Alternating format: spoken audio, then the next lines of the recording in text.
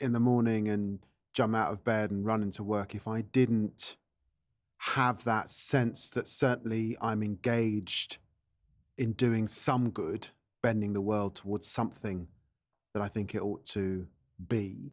And did you go into this because you wanted to change the world and make the world a better place? I think that the starting point for me was working out fairly young that I didn't want the kind of life my parents had. By that, I mean stressful, hard, sometimes brutal. I was aware round about 11, 12 of the juxtaposition of the kind of life I had growing up in Tottenham and then what I saw when I left Tottenham age 11 and went to Peterborough on a choral scholarship to school there. And I saw a slightly different kind of Britain. And it made me think about the concrete, the inner city context back home. And I got a sense of unfairness that grew through the 80s, people like Nelson Mandela and some of the issues, Margaret Thatcher, riots, that's those sorts of issues. And so that led me to the political. And even though I started off a lawyer, I was the kind of lawyer that kept coming back to why is this guy in the police cell? Why has this small business gone bankrupt? What's the overall envelope into which this person or these people find themselves? And that gets you very much into policy and politics. I mean, right now, as we record this, Theresa May has just done an agreement with the European Union about Brexit, which may or may not get thrown out by the House of Commons in a couple of weeks. Do you feel politics is broken right now, or is it still working? I feel like I'm living in a parallel universe. I could never, ever have predicted the situation that this country is in.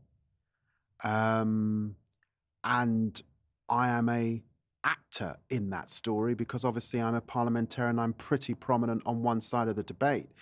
I say I could never have predicted it because I think that generally speaking, Britain is quite a predictable country, evolutionary, not revolutionary. On it presents itself reasonably well to the rest of the world relative to other countries. I don't think we're doing that at this time.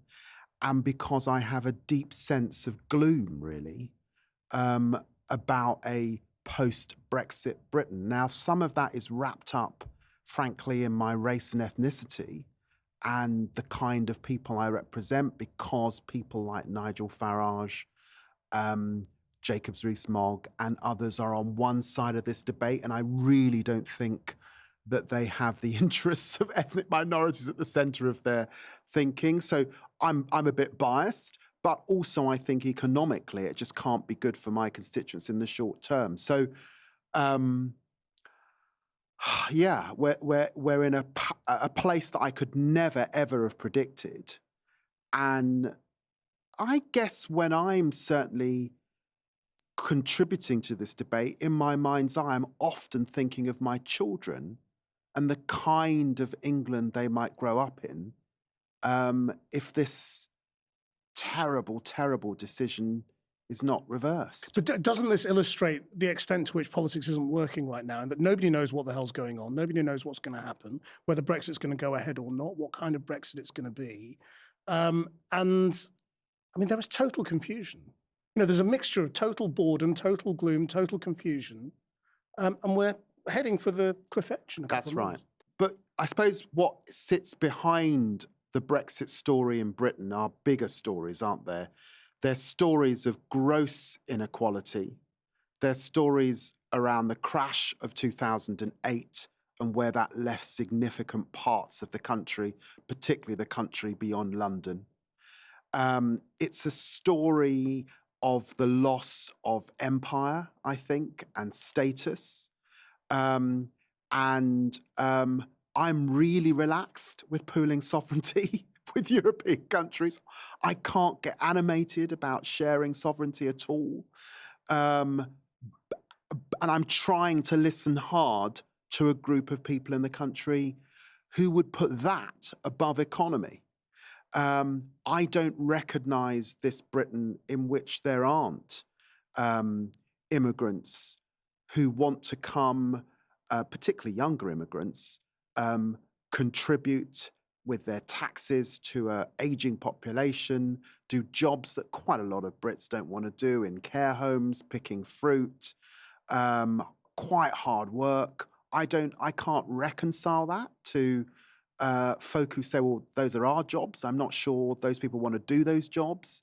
And then, of course, we've got populism and a bunch of politicians striking what can be popular poses in public life, lying often actually, and saying very reactionary things. So that's the combination. That's what Brexit means to me, really, and that means that that this country is. Might I just say, I don't think so much that this is a disease of Britain. I think that this is an English problem. I think the Scots kind of know who they are, and so do the Welsh, actually, and certainly the Irish. It's something to do with England's unease with itself, and so England is contested, and I find myself on one end of that debate, fighting bloody hard for the England I want my children to grow up in. I mean, you mentioned your childhood and the importance of your parents not wanting the struggle that your parents had. I mean, just tell us about that. When did your parents come here? What did they come from and what did they arrive into? My dad came here in 1956. My mother came later in the late 60s. She was my father's second wife. They came from Guyana, which was part of the old British Empire. They're at the top of the South America next to Brazil and Venezuela, but the very Caribbean in feel. They were part of that Windrush generation that came to Britain after the war. Now, there's a lot of slightly trite stuff that's put out that gives the impression that these were just sort of economic immigrants that, arrived to assist Britain in its hour of need after the Second World War. But it's a bit more complicated than that. The truth was they were young people in the Caribbean when it was struggling. The Caribbean, after the end of slavery and as empire wound down, had a lot of labor shortages. There was quite a lot of push and pull to those people who left the Caribbean. Things were not easy in the Caribbean, but they came with hope, particularly my father, who arrived here at 24, of building a new life. Not sure how long they would live here or would they go back. And obviously having grown up with a powerful sense of what being English was, because the empire was so real and the textbooks and teachers and all the rest of it that they would have had would have been very, very English, actually. So that was my parents, but they had a pretty tempestuous marriage. Life was not easy. My father fell into depression, alcoholism, bits of gambling, womanizing at the beginning of the 80s. He left when I was 12, and it was hard for my mother raising us. There are 5 of us in total. Do you remember that young childhood, those struggles? Very much so. Very much so. What kind of impact do you think it had on you? Well, I think there's a sort of anxious, uneasy anxiety. People call it anxiety now, that you get in the pit of your stomach, that I recall and I remember.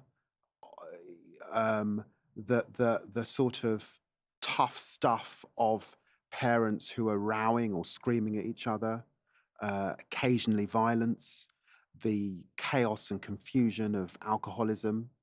The fear of no money and the worry of no money, the lights go out because the electricity bill doesn't get paid. The powerful sense of being different.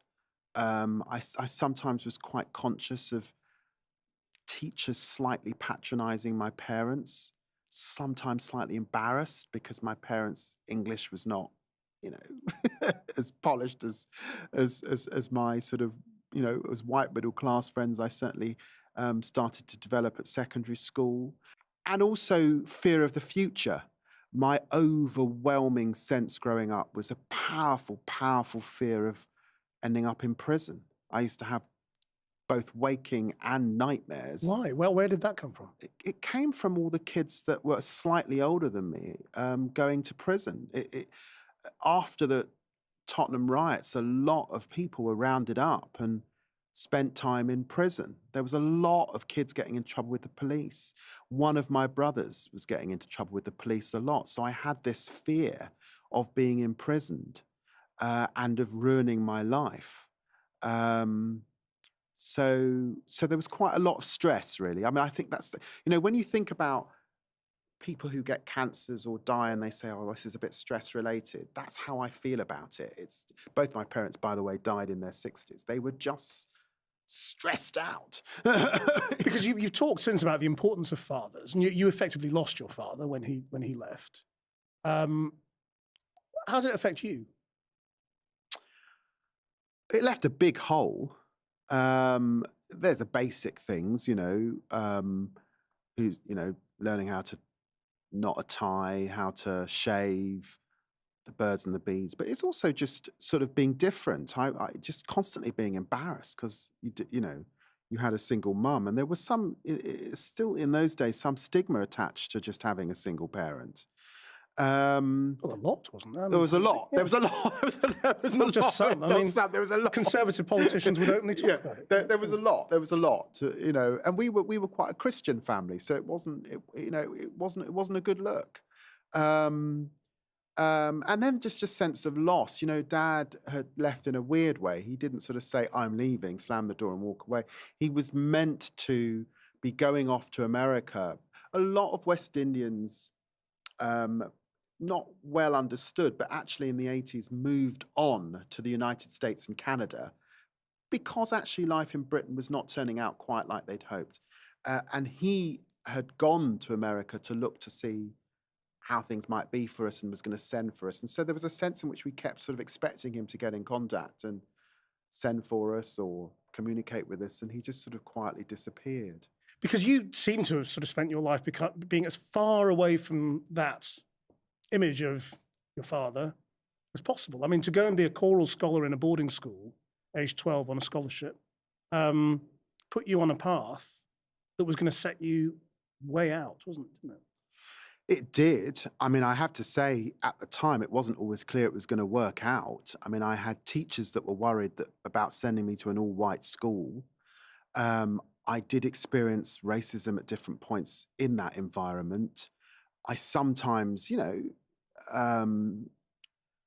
didn't quite know how to handle myself and handle it and all the stuff that was going on back home when I came back home at the weekends particularly and in the holidays. Whose idea was it to go to that school? I mean, how did that come about? It was my music teacher, Mrs. Shepherd, a wonderful, wonderful woman who had a passion to teach in an inner city environment, inner city Tottenham, who taught me music, taught me singing and encouraged me alongside the local priest. Aled Jones had just got to #1 in the charts with Walking in the Air, so it was all the vogue at the time. And it was their idea. But yes, you're right. For sure, it set me in the end on a different path. I wasn't always sure of that path, and there's still a lot. I remember when I decided I wanted to become a barrister, I didn't know any barristers. How do you become a barrister? When I decided, I wouldn't mind getting into politics or being involved in, I didn't grow up delivering Labour leaflets. I didn't know anyone in the unions. I didn't know anyone in the Labour Party, really. Not the party. We voted Labour. We didn't know anyone. But what I mean is, it's also sort of a reaction to what your parents are and what you've come from. You're proud of who they are, but you also want to be as different as possible. So look, I would say to David Lammy, as he sits here approaching 47, is very proud of my West Indian Caribbean roots and what my parents gave me, but was absolutely clear. I didn't want the stress that was in their lives. I didn't want the poverty. I wanted to be comfortable. I wanted to be successful. I didn't want to be going to my school's parents' evening and feel that I was being patronised. I didn't want the confusion of not knowing how the system worked, and you've got all these forms to fill in for X or Y, and you're a bit confused or a bit worried. Absolutely, I didn't want any of that, and that was a big motivating force for me to succeed against the odds. Definitely. Has politics played out the way you thought it would when you went into it? No, no, it hasn't. I mean, what did you think? Did you think you were going to be a cabinet minister or what? I mean, I think the first thing to say is I was very political. I was very conscious of social justice. I was motivated. I joined anti-apartheid, nuclear disarmament before the Labour Party. I had a powerful sense of argument and sort of debate. But what I wasn't was very party political in the sense that I was never really immersed with the Labour. I was a Labour voter, but not immersed in the party. So I think when I got into Parliament, I was pretty naive about how it. I'd never been to Westminster, by the way. I'd never been when I took my seat. So I was pretty naive. Everyone thought that I was, at that time, there was this crop of young politicians that had come out of Oxbridge and basically worked for Thatcher, Lawson, Blair or Brown. I'm thinking of the Miliband's, I'm thinking of Alexander, Purnell, Cameron, Osborne, all of that. And I think people thought, because I was around the same age, that I was one of them, but I wasn't. You did seem to be like them, though, and part of that movement, that new Labour movement. Well, in a way, that becomes de facto because you're coming in at the same time as them, one, and two, because I suppose I could speak the Queen's English and knew how to wear a suit.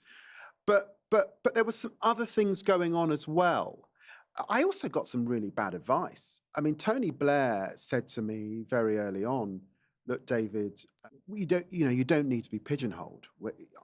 You should avoid race, and I'm not gonna put you into a job where you're kind of Mr. Spokesman. Don't bang on about being black all the time. For race relations, call it kind of thing." And so the first bit of my career, particularly because you're in government, you haven't got the brief. There was none of that. And I think that was a mistake. But sometimes say, "Oh, well, you became a minister very early on." Yeah, I did, but so have others. I would say also that I still had quite a lot. I had responsibilities in my wider extended family, and I found it quite tough. I've got to be honest. When you're a junior minister, particularly, getting the civil service to bend to what you desire, to perform for you is bloody. I mean, it's hard on the best of times, but I think, basically sitting in a room with a bunch of middle-class white mandarins, I did not find easy. Did you find it hard to be taken seriously? Yes. Yes. And do you think there was racism in that? Yes. From just sort of senior Whitehall I types? think it there is stereotyping, discrimination, and sometimes serious racism that exists both within political parties. I'm not leaving the Labour Party out of this mix, and within the wider civil service. But having said that, I don't think if we were in government today and I would minister, it'd be quite the same, because my arsenal of my toolkit of skills and ability are more mature. So there's also a bit about maybe actually, the truth is in politics, you can't be too nice and you simply can't be too asked what people think of you. Well, you're a different kind of politician now, yes, aren't you? Probably. I mean, and you're much more prepared to say what you think, to be passionate about things, to get angry. Do you think you were playing it too safe for the first half of your political career? I think that people in their 20s and 30s often play it a bit safe. I'm not in a place in my life where I need to do that. I am comfortable financially between myself and my wife. I've got 3 wonderful children who are well sorted. I've been at this game now for almost 2 decades. I am no longer in a place where I need anyone. I don't need to crawl up the leader of the Labour Party's arse. I don't need to be on the front bench, frankly, to achieve shit. I've achieved quite a lot from where I'm sitting. I'm very keen to help the Labour Party if I can, and so if that call comes, then fine. But it has to be to some extent on my own terms. I'm not just being a yes person or filling a slot for somebody else. I'm in that American sense, what's fashionable now, I'm speaking my truth, and nothing's going to sway me off that. So in that sense, I'm not really calibrating what I say and who I offend, or the force with which I say things. So does that mean you've decided to try and make the world a better place by the force of what you say in your argument, rather than from within a machine of politics that becomes, that makes you a cabinet minister and gives you the power to change things? I was never the most convincing tribal animal. To be honest, I don't know if I was very convincing. I've always been slightly suspicious of Trump. I mean, I suppose I was bullied when I was younger.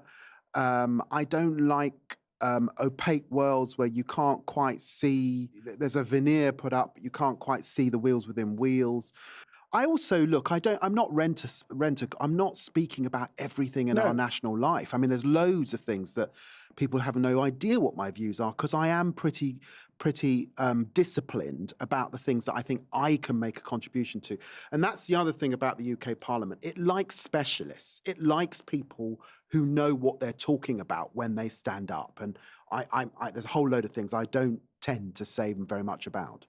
Why did you walk away from a front bench job with Ed Miliband? I didn't at the time think that Ed was the one. You just thought it was a waste of time, sort of joining that team? I was sick of being, I was quite disillusioned in those last days of Gordon Brown. I lost my faith in Gordon Brown pretty early. We had a few rows, in fact. I'd been hugely inspired by Barack Obama in the United States. And I guess I just wasn't in a space in my life where I wanted to dance to somebody else's tune. I also had a hunch, a feeling that opposition was going to be really tough. Austerity was an idea at that point. It was not a reality. But I had a feeling that I would do a better job representing the interests of the people of Tottenham, liberated to say what I felt and wanted. And that turned out to be true. The first thing that happened, about a year into that, we had the riots. And that was probably an important breakout moment for me, where it was the first moment in my political career where I thought, my God, thank God I'm here at this time with this experience, able to speak a certain kind of truth, not just for my constituents, but genuinely, I think the country needs me to be saying what I'm saying. So, and I'm not sure that would have been as easy, hemmed in by collective responsibility. What difference do you think it made that you were able to do that? In the riots? Yeah. Well, in those early hours, the politicians were at sea. Many of them were on holiday. The rioting began to set in. It was August, wasn't it? It was August. The journalists, sometimes in August, the good journalists are on holiday. But the journalists were wanting to write up a story that was purely about race riots. And then the riots started spreading all over the country, and there were not black people rioting, right? There was like a bigger story. There was also a story about catastrophic police failure at that point to keep public order. And I think that the truth was, it required me to be there, to be in relationship with the family of Mark Duggan, who had lost his life following police contact, but absolutely to be very clear that burning down people's shops and their homes is unacceptable, to condemn it, and to assist where I could, and a lot of it was behind the scenes. Theresa May ringing me up as Home Secretary, David Cameron as Prime Minister, Ed Miliband as Leader of the Opposition, people like the Prince of Wales, wanting to know what they could do, what they could say, what was really going on.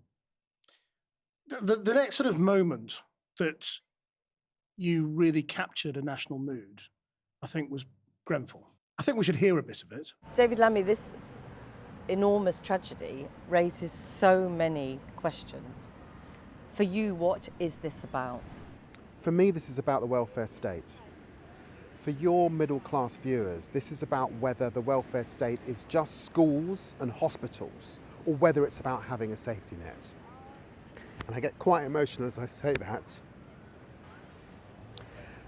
We need to live in a society where we care for the poorest and the vulnerable. And that means housing. It means somewhere decent to live. It was a noble idea that we built. And it's falling apart around our eyes. You did an interview with Jackie Long on the lawn of Westminster, which captured a moment because it put Grenfell in a much bigger context than where it had been seen by a lot of people up to that point, because you framed it as really the collapse of a nation, the collapse of the welfare state, and caring about the most vulnerable people, writ large in this terrible disaster. Where did that come from? Well, the first thing to say is I'd done a few interviews that day, and in the morning, I had said very clearly when the question was put to me, what's this about, that I thought it was corporate manslaughter. It needed to be said because journalists and others needed to have license to actually begin to hold some of these people to account. And people have been pussyfooting around using that language. So that was the first thing that happened. And so it'd been a long day. Jackie, and she said to me, oh, come on, David, one more on the green. You've got great stuff to say. And I was quite tired by that point and a bit emotional. I went into autopilot for a few days, frankly. And the truth was, a friend had died, a young woman who worked with my wife called Khadija Say, who was a beautiful young woman who reminded me a lot of myself when I was her age, working class. She'd actually got a scholarship to rugby school, was pursuing her artistic career and was going to be incredible, and she died. And I don't know that. So I begun, I guess, to feel sort of grief coming to me. Anyway, Jackie interviewed me, and out it poured. It's the truth, it just poured out. And because I think the word I used in speaking about Khadija was agency. I thought a lot about her and her mother, her single mother like mine, on the 20th floor of Grenfell Tower. And I knew that she had been ringing the emergency services and expected them to come and get her in the way that working class people always expect the person in the suit or the uniform you do what they say, and they said stay put. And also I know that Khadija, I know in my heart that she, this makes me emotional, was desperate not to leave her mother behind as they ran down that flight of stairs, and was leaving it later and later and later. And lost her life. And I was thinking about agency and the ability of ordinary people sometimes to shift the system, to have the confidence to do what the inner voice is telling them to do, the power. And it was when I used that word, I think, that I got very emotional in the interview. Nothing's changed though, has it, since then? No, not much has changed. And actually, it's got worse because Windrush is a similar story of ordinary people. The way I sometimes put this is people like my parents who came to this country, and their children often, to give so much but take so little. And I think that those people, are constantly in the back of my head, and people like them. They're people like my constituents. And I have to say, all is not good for those folk. They're not appreciated at all, really. They're shat on. And the political establishment plays silly games. and doesn't get to the heart of the matter. So I'm not sure much has changed. And this is the other difficult thing, right? So I have to say to you, because when you're a politician representing the kind of seat I am, and your inspiration is people like Martin Luther King, Mandela, you also want to be in the hope business. You want to be in the hope business, you know, and certainly when you're a Christian. And I find myself, the battle is perhaps the hope, but God, we're a long way off where we need to be. Yeah, you want to be inspiring people. I do. Not making them slit their wrists because they're so. But I mean, but clearly, when people say to me, they say all the bloody time at the moment, "Oh, you're so passionate." The passion, it really winds me up because it's like I sort of think, well, hang on, is that really about me? How can you not be passionate about 72 people burning to death in a preventable fire? How can you not be passionate about people who paid their taxes, are British, being deported like animals, dying on the streets of Kingston unnecessarily, separated from their children? Surely that statement says far more about some of my colleagues. Well, how can you be bored with Brexit? Is the other thing I never understand. You know, I mean, it's like this is the biggest thing that's happened in decades, and people say, "Well, I'm bored of it. Get on with it." Well, I've been shocked, I think, at the kind of shrug of the shoulders, "It'll be all right on the night" attitude to Brexit. It's fundamental. It's fundamental to who you want to be in the world and the kind of country you want this world to be, and its place in the world. It's fundamental. Serious. Will have a serious legacy for decades to come. Never mind the chaos that it's been. I mean, the only good thing to come out of it is that we have actually now had, I think, 2 years, sort of accelerated 2.5 years of discussion that we should have had for the sort of 30 or 40 years previous.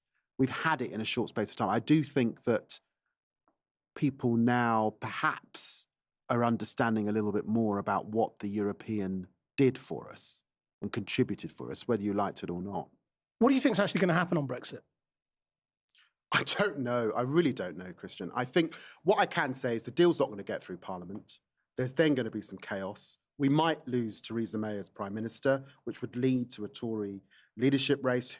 Whoever becomes leader, if you like, gets to dictate the course, the direction. I want a people's vote. I think we're much closer to a people's vote as each week passes. And do you think Labour will come around to supporting it? Yes, I do. Because Labour members overwhelmingly want it. And so any Labour leader in the end has got to go there, unless you've run out of room. Suppose we had a vote and we voted to remain, which is not a given, but it's possible. How long before we have to have another vote? I genuinely believe that a people's vote is based on something tangible. Do you like Theresa May's deal, which is real, you can read it? Or do you want to stay in the European Union, which is real, you've experienced it? It's not based on fantasy this time. And therefore, whatever the decision, all of us have to get behind it. And that's that. And do you think people should be offered the choice of a three-way choice, a hard Brexit, a deal, and a remain, or what? If there's a mood in Parliament for no deal, I'm happy for that to be on the ballot personally. So we could have a three-way vote? We could. Why are you not talked about as a leader of the Labour Party? I don't know, Krishnan. It's like asking you why you're not, I don't know. I mean, you're doing pretty well, but there are other shows that you could be presenting, and you're one of the most consummate presenters in the country. That's not entirely in your gift, is it? However good you are, and I'm quite sure your parents said to you, just as mine did, you've got to be 10 times better. I can see a certain something coming into your eyes as I say that. You know exactly what I'm saying. So that is a question you'd best ask other people. Do you think it's possible? Well, I mean, do you think Britain is ready for a black leader? Well, I think if you'd asked me 4 or 5 years ago, I'd have said yes. I'm not sure with the strife that's going on post the referendum. I think we've gone backwards. That feels quite possible. And anyway, I've slightly got past a black leader. Because it's also about how comfortable are you with your ancestry and where you're from. Because it's not just about skin tone.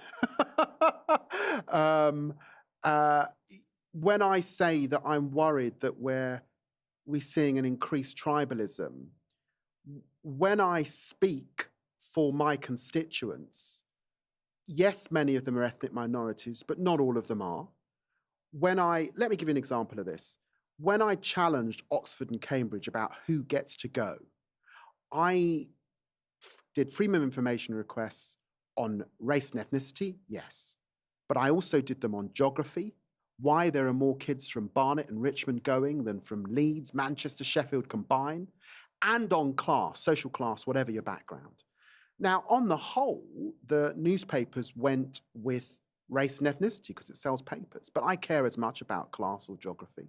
So the point is, I'm not going to veer off speaking from a place and a tradition. I'm not going to veer off raising when Windrush comes off the fact that the Windrush descendants are the descendants of enslaved people.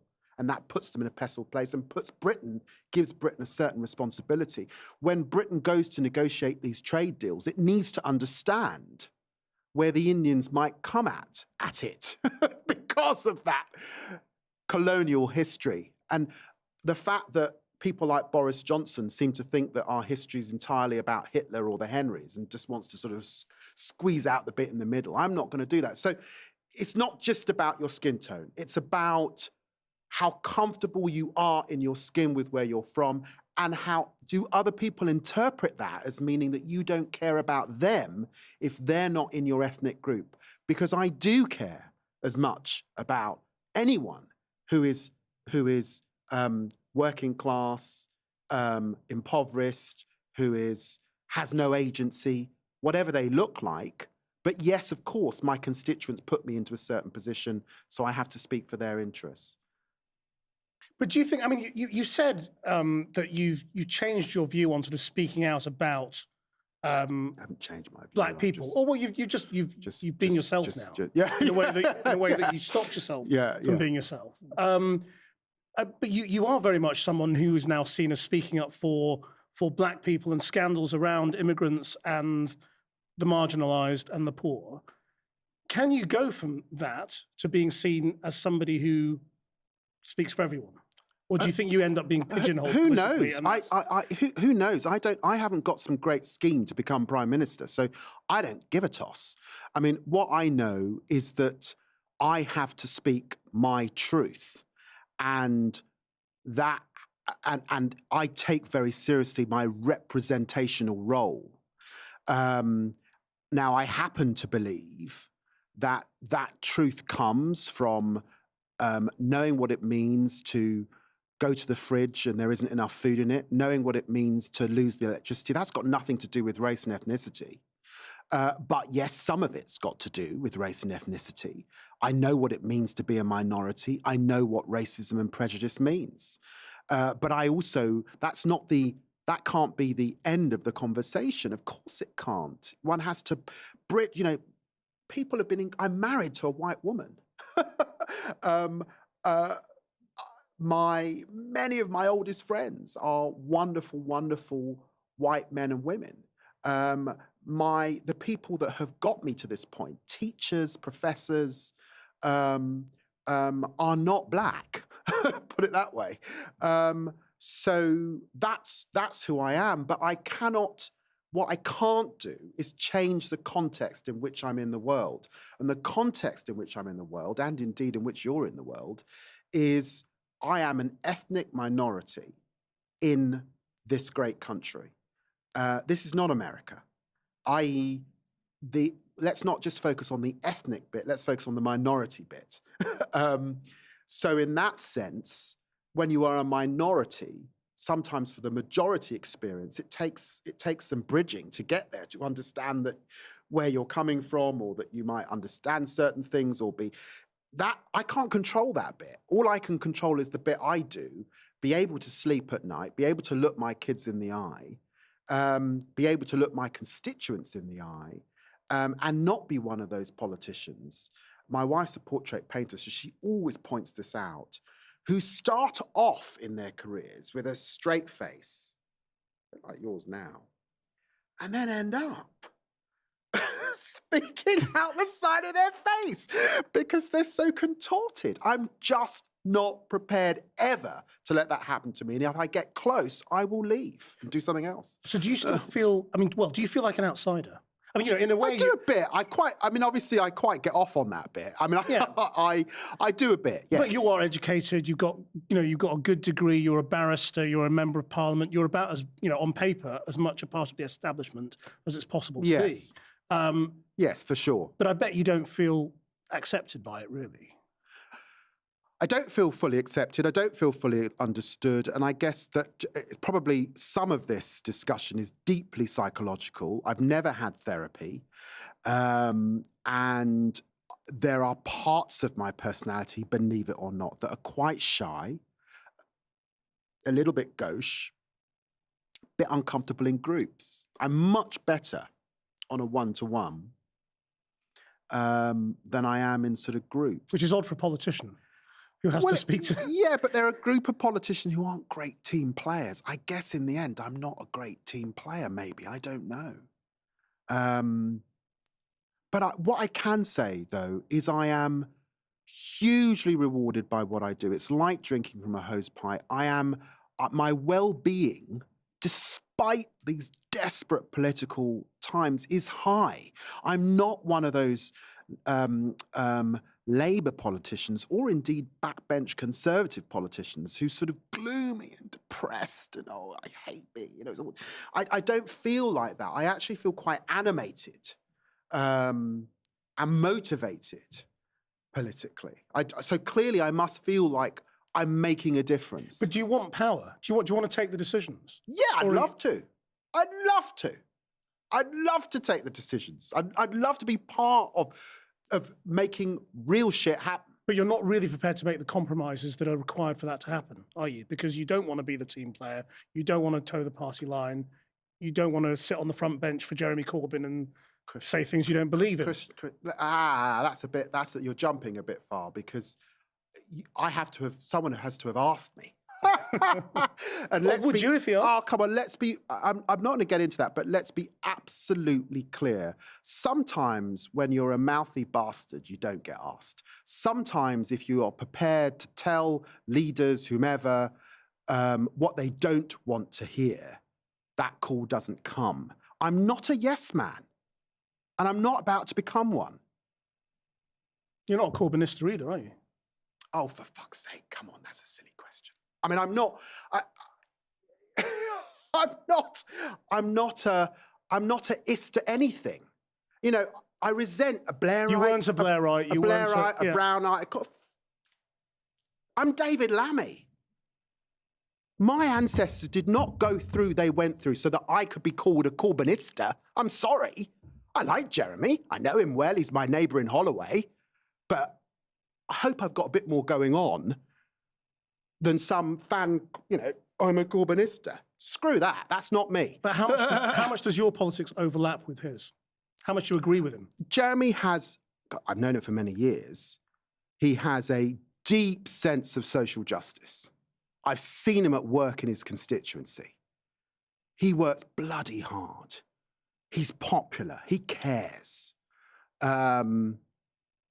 So quite a lot of it overlaps. And actually, our constituents, the sorts of people in his part of the world and mine, are not that different. In fact, he was a Haringey councillor before he became the MP. So quite a lot of it overlaps. But do you agree with the mechanisms? The sort of the desire to nationalise economically, the thrust of where McDonnell and Corbyn economic policy would take us? Broadly, I would say that I'm of the view that politics needs a big tent. on the whole, if you want power, and certainly from the left, if you want power. But that tent is, you know, or the bridge you build cannot be built from the centre. It has to come from somewhere. And so I quite like the fact that Jeremy knows where he stands in the ground. I thought the manifesto was really good and really exciting. There's a future story we've got to tell as well, for sure. There's a story around change, modernity, technological change, automation. We've got to get into that space. I'm not sure that looking back on the manifesto, it sufficiently did that.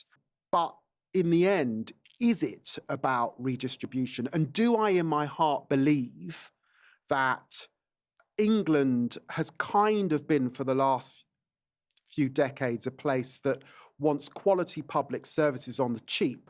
It wants to believe the idea that you can have low taxation to get those public services. I think I'm in disagreement with that assumption. And so I am up for a proper debate about redistribution. I am up for a proper debate about taxation. I'm absolutely prepared to get into discussions about what inequality really means.